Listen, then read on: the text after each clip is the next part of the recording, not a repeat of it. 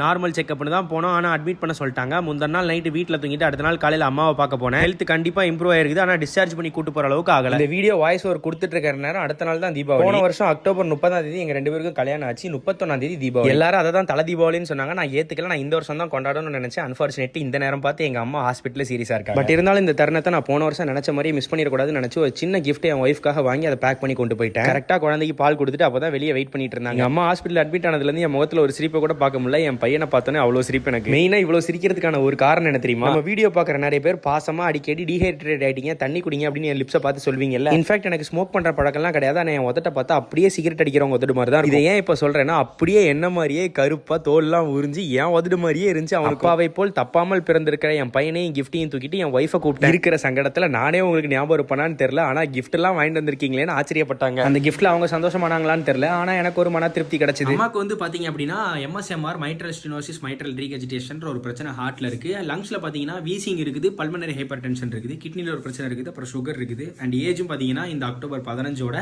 57 வயசு ஆகுது. டாக்டர்ஸ் வந்து 1.5 நாள் கழிச்சு இப்போ வந்து எதனால இந்த பிரச்சனை இவ்வளவு இருக்கு அப்படின்னு கண்டுபிடிச்சிட்டாங்க. இன்னொரு 1 or 2 daysல சரியாகி வீட்டுக்கு கூட்டு வந்துடும் அப்படின்னு நினைக்கிறேன். டாக்டர்ஸ் என்ன சொன்னாங்க அப்படின்னா, as soon as possible operation பண்ணிருங்க, அதான் நல்லது.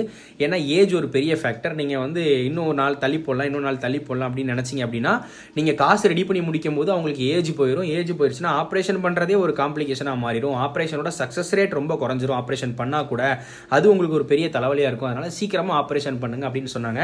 பட் என்ன பண்ணுறோம் அப்படின்றது எனக்கு தெரியல. ஏன்னா மினிமம் ஒரு 6 to 10 lakhs கிட்ட ஆகும். கையில் ஒரு 10 லட்சம் வச்சிருந்தா சேஃப். ஆப்ரேஷனுக்கு ஒரு 6 to 8 லட்சம் ஆகும் வைங்க, கூட ஒரு 2 லட்சம் வச்சிருக்கணும். ஏன்னா இப்போ ஒரு கல்யாணம் பண்ணி கொடுக்குறாங்க அப்படின்னாலே ஒரு 2 லட்சம் செலவு நினைப்பாங்க. ஆனால் 5-6 லட்சத்துல போய் முடிஞ்சிடும்.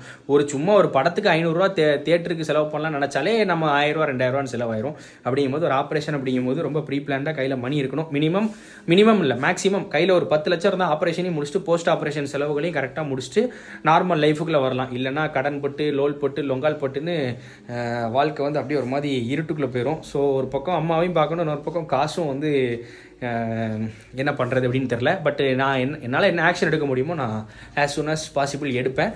முடிஞ்ச அளவுக்கு இன்னும் 2-3 நாளில் ஓரளவுக்கு சரியாகி வீட்டுக்கு வந்துடுவாங்க.